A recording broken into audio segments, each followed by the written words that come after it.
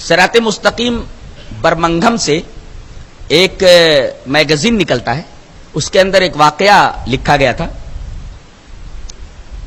کہ ایک صاحب کی ولایت کا اور بزرگی کا بڑا شہرہ تھا. حج کے موسم میں کبھی عرفات میں دکھتے، کبھی مینا میں دکھتے، کہیں حج میں راستے میں دکھتے، جبکہ وہ حج نہیں گئے ہوتے تھے، اور بہت ساری کرامتیں ان کے ہاتھ سے ظاہر ہوتی تھیں. پاس میں آدمی بیٹھا ہوا ہے، ہاتھ بڑھاتے تھے، مٹھائی کا ڈبہ ہاتھ میں آ جاتا تھا، اسے کھلا دیتے تھے. کرامتوں کا ظہور ہوتا تھا، بظاہر یہ کرامت تھی. جب وہ مر گئے، ان کو دفن کرنے کے بعد جب ان کے صاحبزادے گھر آئے تو ایک شخص نے ان سے ملاقات کی اور کہا کہ تمہارے ابا کیسے تھے؟ کہا بڑے نیک تھے، ان کی ولایت کا تو دور دور چرچا تھا، ان کے ہاتھ سے کتنی کرامتیں ظاہر ہوئی. کہا کہ تم اسی طرح بننا چاہتے ہو؟ کہا کہ کیوں نہیں، اس طرح بن جاؤں تو میری قسمت. کہا کہ آؤ. کہا کہ کہاں؟ کہا کہ تمہارا ایک باغ ہے نا، بڑا گھنا باغ ہے. کہا کہ ہاں ہے. کہا کہ میرے ساتھ آؤ.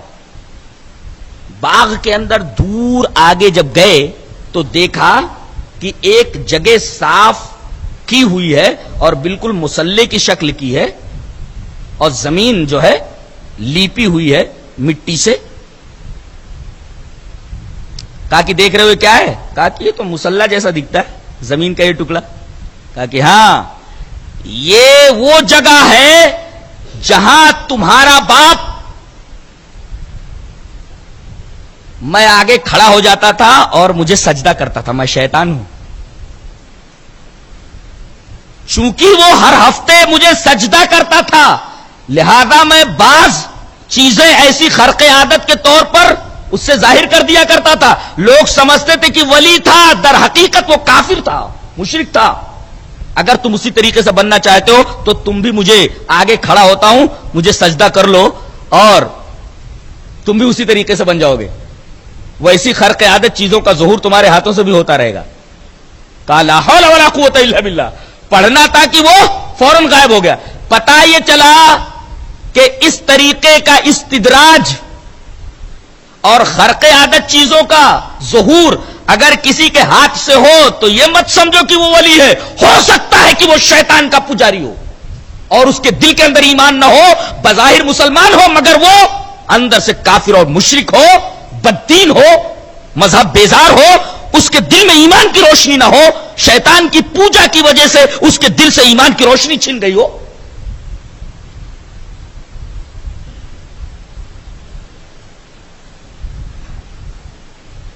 فلاں صاحب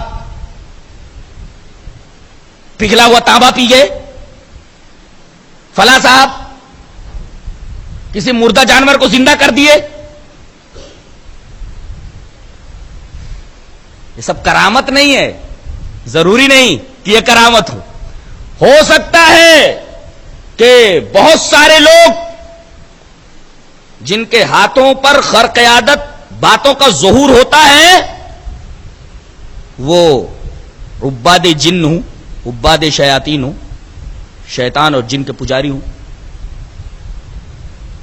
آیت کریمہ کا ٹکڑا بتا رہا ہے کہ ہم میں سے بعض نے بعض سے بہت فائدے اٹھائے.